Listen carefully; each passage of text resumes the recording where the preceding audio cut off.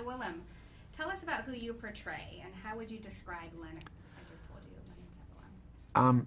Leonard Seppala he was a real life character. This is based on a true story. He was a Norwegian man that immigrated to Alaska. He came there to find his fortune. That didn't really work out. So then he started running a dog sled. He learned how to drive dog team and did a postal route. So that's really how he started. And then he would competitively race because he was an athlete, and he was known as a good dog sled guy. So at one point, there's a diphtheria outbreak in Nome, and an antitoxin, which is very far away, has to be retrieved in order to cure the sick people in Nome. And there's no way to get to it except for by dog sled, because open air cockpit won't work. The train doesn't go. It can't reach them. So he makes this heroic trip to get the antitoxin and bring it to Nome. He ended up doing 260 miles of a 600-mile loop. He was eventually relieved by a relay of like 20 dog teams that on the average did 31 miles. He did 260 in the middle of a huge storm. So he was a man that was very tenacious, sort of laconic, but he has this relationship with his wife, a very strong-willed and smart Belgian woman, and beautiful. Yeah, don't get me started. And he learns a lot from her, and she's very central to the story in the respect that he could be a closed, rigid person probably all his life and may not even be able to open his heart to this dog that becomes a really essential part of his life. But through her belief, through her wisdom about this dog, about reading that dog, he comes to a new understanding. Perfect. And what attracted you to the role? You never know what a role is until you get there, but you can look at a script and you say, do I want to do these things? Is this interesting to me? Do I have to learn something? Do I have to discover something? Will I have a chance to discover something? That's what I see. The scenes were well written. The adventure aspect, the fact that I was going to be mushing, driving these dog teams in this very beautiful landscape under really tough conditions, that seemed like a challenge, and that's sort of the centerpiece of the action of the story. So there were many pleasures. And Julianne, who do you portray, and what role does she play in making of this hero dog? I play Constance Seppala, wife of Leonard, and she's the one that Togo is the runt of the litter, and normally this is the dog that they would try to get rid of, or is more trouble than it's worth. And she encourages her husband to keep this dog and give him a chance, and eventually he does. But I love that we can see this strong, independent woman within this relationship and this equal partnership, and they live by themselves miles from anywhere in this pretty hard landscape. It's up to them to keep this place running, and I love that she's not just in the kitchen, but she's on the roof helping mend the roof, and she's chopping wood, and she's helping care for the dogs, and there's a real closeness that these two have, and real trust and love that was really fun to play and really exciting to see on screen. Mm-hmm. And what attracted you to this incredible story? I thought the script was really well. This relationship was for me because that's what I would be, actively doing.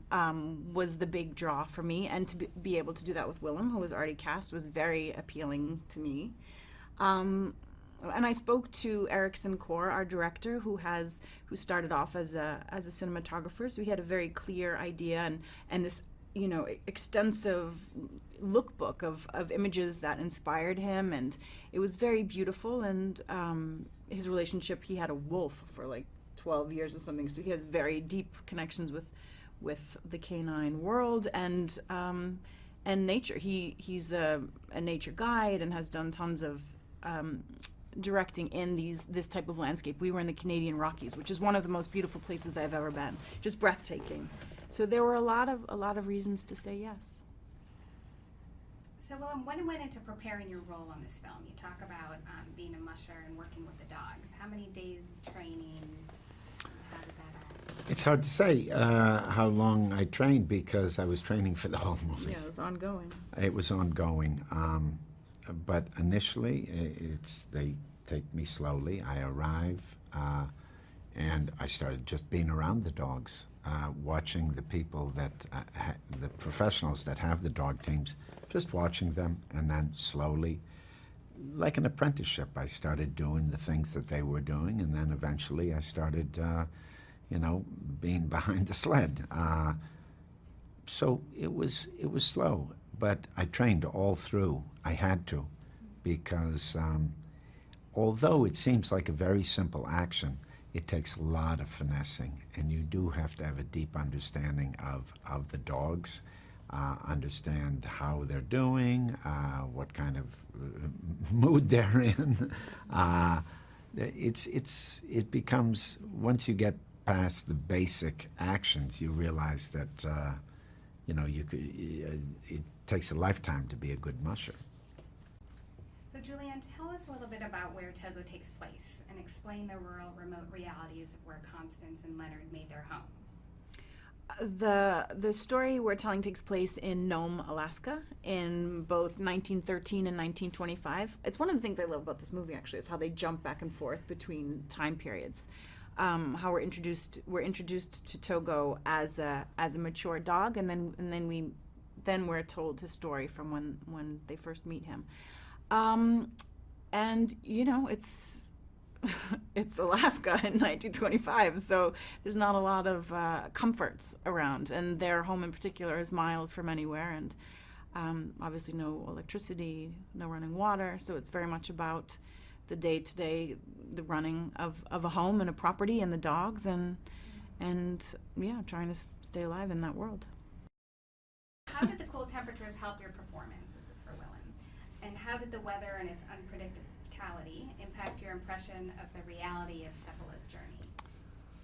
Well, nature, in this case, shooting so much outdoors, tells you what you can and can't do. And you're always in contact with it. It's a fluid thing, and that makes you fluid in your approach to what you're doing. There's no arriving. You always got to stay on top of it because the target is always moving.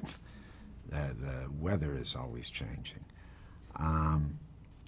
So I guess, when it's cold, there's no acting required. You're cold. You're cold.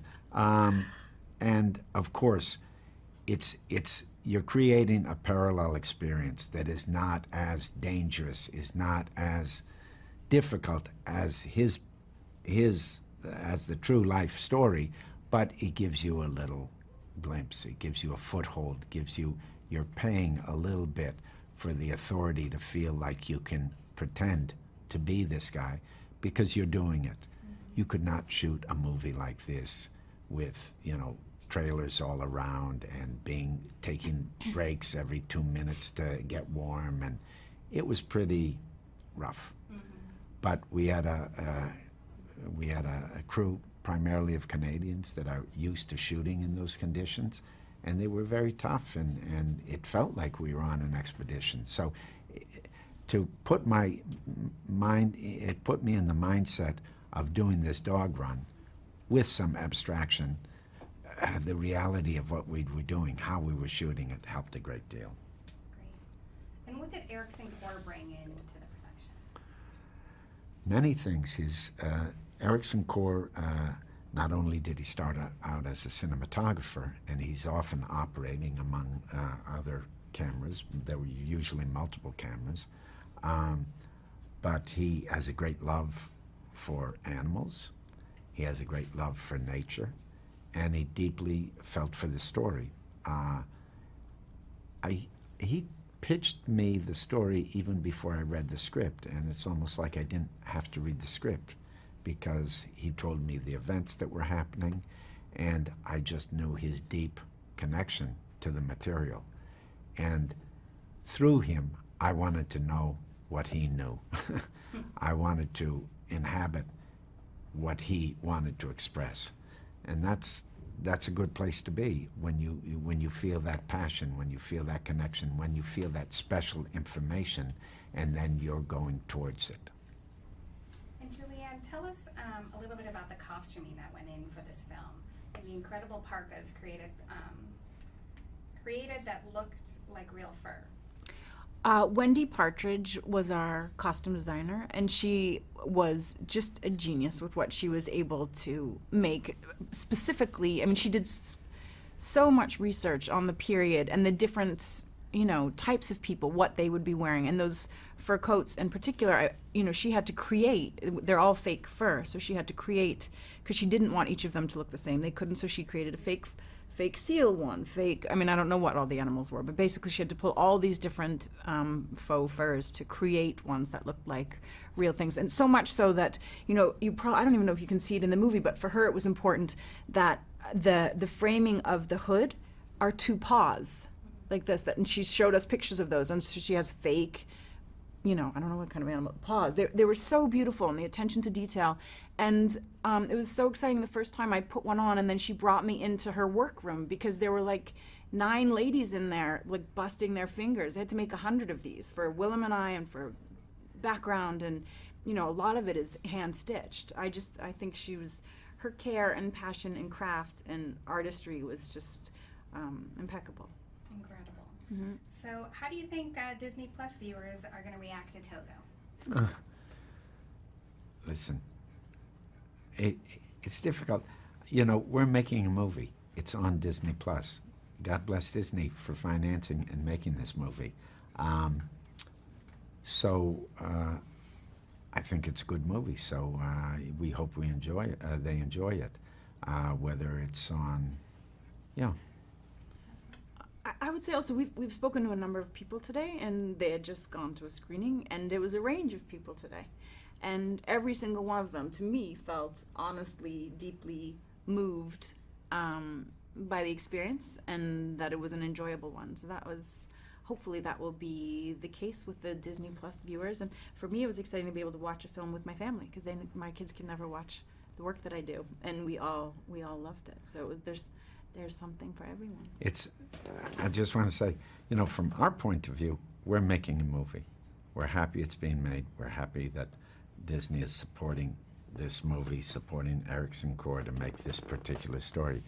And we're happy that it's at Disney because it'll get seen.